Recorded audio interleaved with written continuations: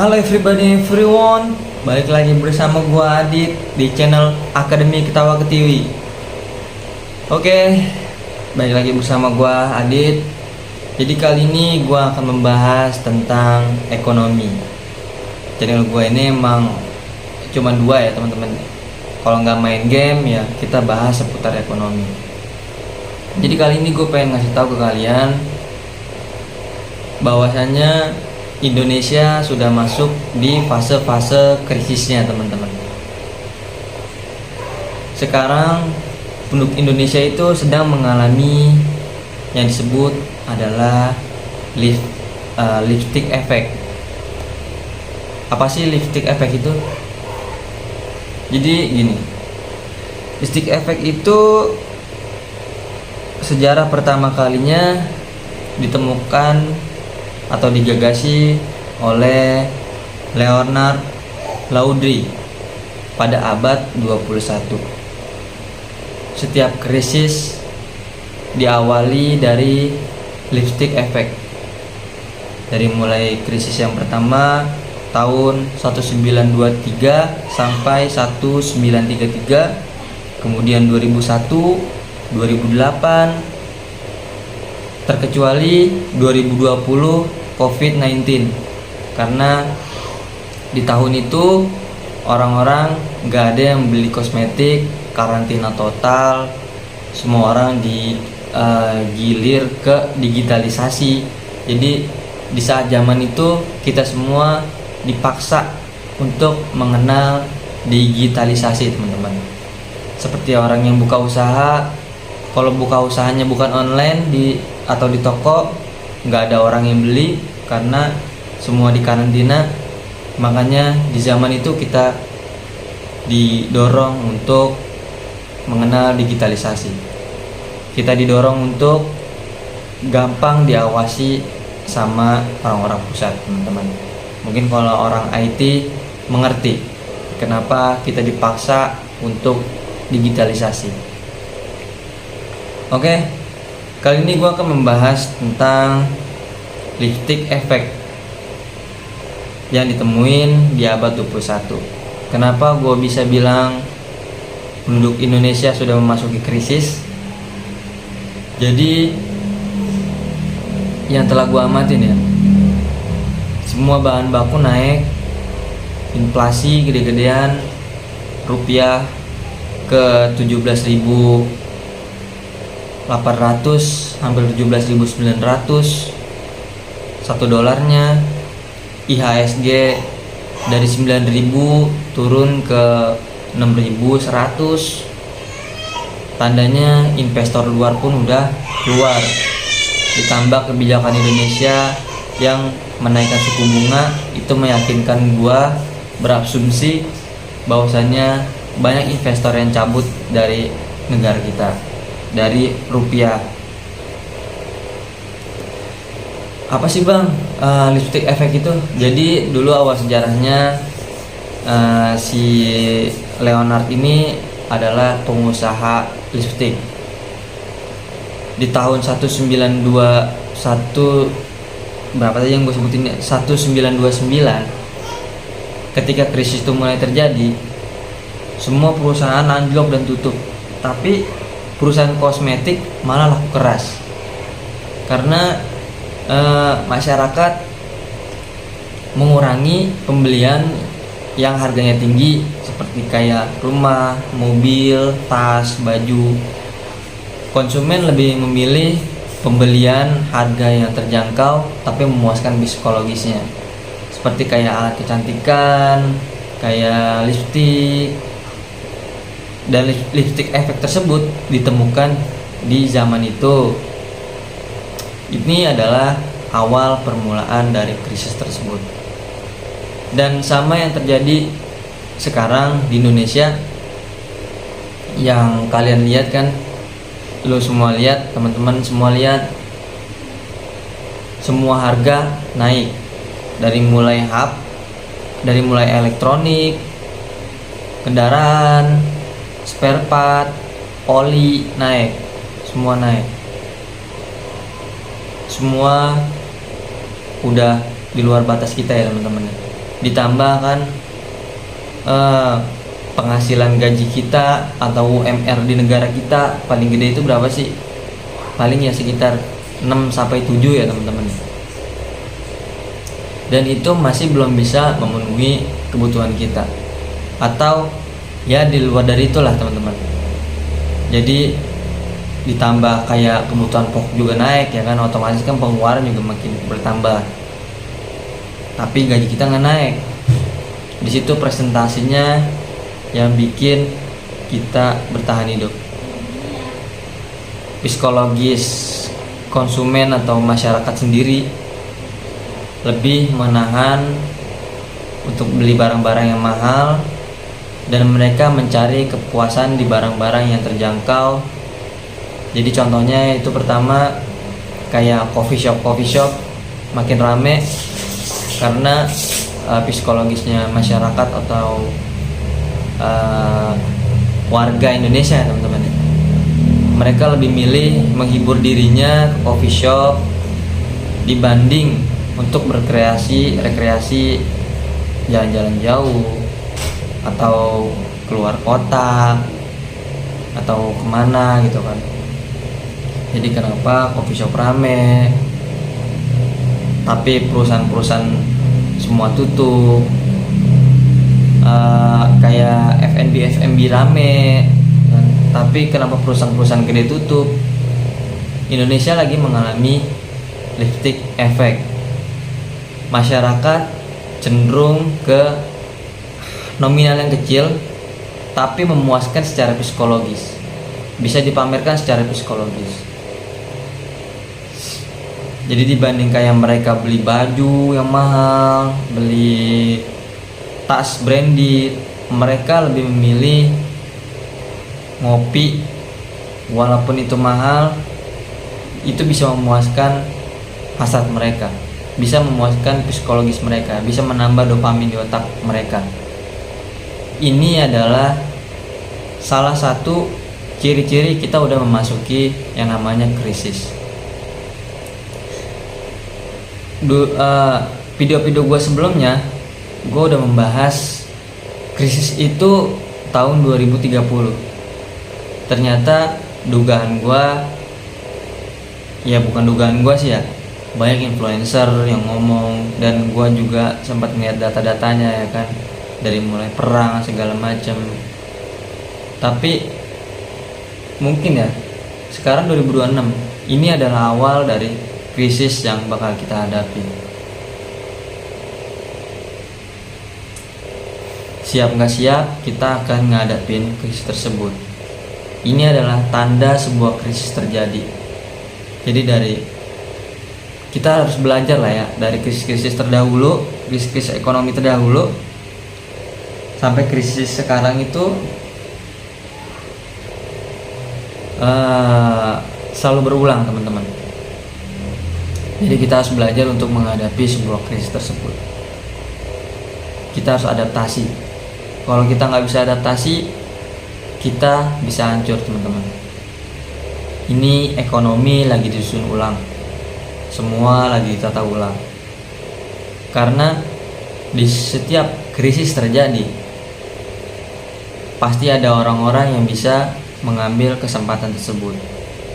Disinilah kesempatan untuk mungkin orang-orang yang kurang mampu atau orang-orang yang miskin bisa menjadi kaya raya. Karena dari krisis-krisis sebelumnya, krisis itu adalah melahirkan orang baru, melahirkan orang kaya baru. Karena yang namanya uang itu cuman berputar teman-teman. Kayak kalian beli barang, uang itu pindah ke warung tersebut. Warung tersebut yang megang uang, dan barangnya pindah ke kalian. Nanti si orang warung ini mau belanja barangnya lagi gitu, uang itu pindah ke pengepul barangnya. Sama, krisis adalah salah satu fenomena hilirisasi ekonomi, perpindahan kekayaan ekonomi. Jadi buat orang yang udah kaya raya dijaga hartanya, buat kita yang miskin harus cari peluang supaya kita bisa mendapatkan kesempatan untuk naik ke jenjang atau ke level hidup berikutnya. Gua nggak bisa ngasih solusi untuk menghadapi krisis tersebut, tapi kali ini gua negasin lagi ke teman-teman semua, kita sudah memasuki awal krisis tahun 2030. Kita udah mengalami sedikit demi sedikit, termaksud fenomena lipstick effect yang terjadi di Indonesia menurut gua sekarang ini. Ditambah ya kan pengangguran makin banyak, perusahaan-perusahaan besar tutup, tapi kayak perusahaan-perusahaan kecil, coffee shop, skincare dan lain-lain itu lebih laku, jalanan lebih ramai. Ini adalah tanda-tanda lipstick effect. Mungkin ini adalah awal fase yang kalian pikir itu berita-berita ekonomi yang sering gue kasih tahu ke kalian itu nggak berarti ya teman-teman, karena kalian itu lebih ngelihat kayak sekeliling kalian masih kayak kelihatan baik-baik aja, masih ngelihat kayak masih bisa hidup, masih bisa senang-senang, belum kelihatan susah. Inilah salah satu penyakit krisis. Ini adalah salah satu awal mula krisis itu terjadi. Karena setiap manusia tidak akan menampakkan kecemasan mereka, tidak akan menampakkan ketakutan mereka di kalangan banyak. Malulah dia kalau menampakkan di kalangan banyak, atau ya gimana lah. Mereka lebih cenderung kayak ya memuaskan psikologis mereka, memuaskan, menghilangkan kecemasan mereka gitu kan. Manusia karena cenderung itu lebih suka senang-senang dan lebih ingin sedikit merasakan rasa sakit. Tapi kita sebagai orang yang merintis, kita yang sebagai orang yang berproses, kita ini harus banyak-banyak merasakan sakit-sakit terdahulu, nanti bersenang-senangnya kemudian. Jadi gua di video kali ini ngasih tahu fenomena lipstick effect yang ada di Indonesia ini sudah ada. Jadi gue pengen ngasih tahu ke kalian, berhati-hatilah dengan menggunakan uang kalian. Uang itu adalah energi. Kalau emang sekiranya kalian tidak perlu, jadi tahan dulu, belajar seni, menunda kesenangan. Karena setiap kita bisa menguasai seni menunda kesenangan, di situ adalah satu proses kita menjadi kaya. Karena gimana ya, semua orang sukses itu pasti bermimpi untuk kaya ya teman-teman, seperti atlet dan lain-lainnya lah, pesepak bola ataupun pembalap. Mereka suksesnya apa sih yang dilihat? Piagamnya kah di rumah yang banyak? Sertifikatnya kah yang dilihat yang banyak? Enggak teman-teman. Tapi yang dilihat ketika mereka itu sukses, mereka bisa punya rumah, mereka bisa punya kendaraan yang aman, mereka bisa hidup dengan nyaman, mereka bisa bermanfaat buat orang sekelilingnya, bisa ngebagiin orang tuanya. Jadi ya, satu solution itu adalah uang. Ketika kita memiliki uang, kita bisa melakukan hal-hal tersebut. Jadi menurut gua sukses itu menjadi orang kaya. Nggak salah kan gua? Nah, jadi begitu. Jadi kali ini kalian harus hati-hati terhadap fenomena saat ini. Ini sebenarnya gue ingetin lagi, kita lagi nggak dalam keadaan baik-baik aja. Kalian bisa lihat semua nanti harga bahan pangan pokok segala macam akan makin mahal teman-teman. Jangan sampai kejadian tahun 98 terulang. Kenapa sebelumnya nggak kalian sadari dulu gitu? Tiba-tiba ekonomi hancur, kalian demo, ngejarah sana sini, ngerugin orang. Apa itu hidup yang kalian pengenin? Enggak kan? Kita sebagai manusia diciptakan untuk bermanfaat untuk orang lain. Sebaik-baiknya manusia adalah manusia yang bermanfaat buat orang lain. Seburuk-buruknya keadaan kita, jangan pernah nyusahin orang lain. Sepepet-sepepetnya keadaan kita, jangan pernah ngerugin orang lain. Gitu teman-teman. Jadi ya sekali lagi gue berpesan sama kalian, jangan sampai ada kerusuhan ketika tanpa sadar kalian itu menghabiskan semua energi yang kalian punya untuk kesenangan atau psikologis keadaan kalian saat ini. Kalian harus perbanyak belajar literasi ekonomi supaya SDM di negara kita ini naik teman-teman. Gue tahu pemerintah saat ini udah nggak bisa dipercaya omongannya karena memilih kebijakan-kebijakan yang kurang berkenan menurut gue pribadi. Tapi kita sebagai rakyat Indonesia, sebagai rakyat tanah air kita, jangan terpatok terhadap pemerintah. Jadi saran gue pribadi, kita sebagai bangsa dan negara kita harus menjaga bangsa dan negara kita, bukan cuman ngandelin kebijakan pemerintah. Salah satunya gimana caranya? Kalian harus banyak belajar dan adaptasi. Pemerintah nggak bakal nyediain sosialisasi gratis tentang ekonomi. Pemerintah nggak bakal nyediain bagi-bagi ilmu gratis. Bahkan kayak sekolah-sekolah fakultas aja, buat mendapatkan beasiswanya aja harus banyak sekali memenuhi verifikasi. Sedangkan orang-orang yang membutuhkan pendidikan, gimana mereka cara untuk memenuhi verifikasinya, sedangkan dia tidak pernah diajarkan membaca dan menulis? Gimana cara mereka bisa mendapatkan beasiswa? Sedangkan pendidikan itu butuh di seluruh kalangan umum, bukan cuman orang-orang yang berprestasi. Kenapa beasiswa untuk cuman untuk orang-orang yang berprestasi? Orang yang justru pendidikan itu dibutuhkan untuk orang-orang yang bukan berprestasi, biar mereka itu pintar. Bukan orang yang udah pintar dikasih pendidikan. Orang yang belum pintar, yang belum bisa literasi, itu yang dikasih pendidikan.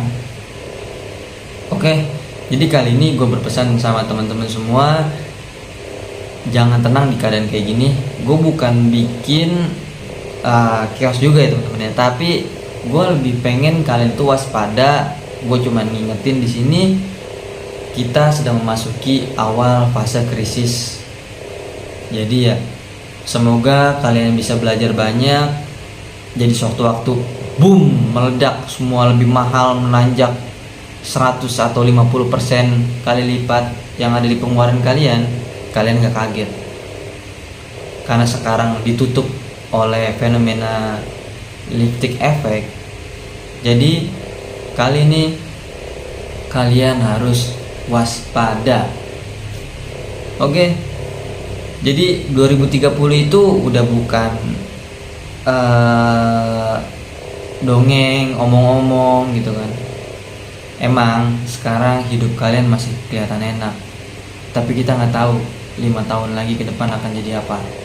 Jadi menurut gua jaga-jaga dari sekarang, belajar apapun itu. Kalau kalian belum sukses ya kalian berusaha buat sukses, kalian juga berusaha buat cari peluang.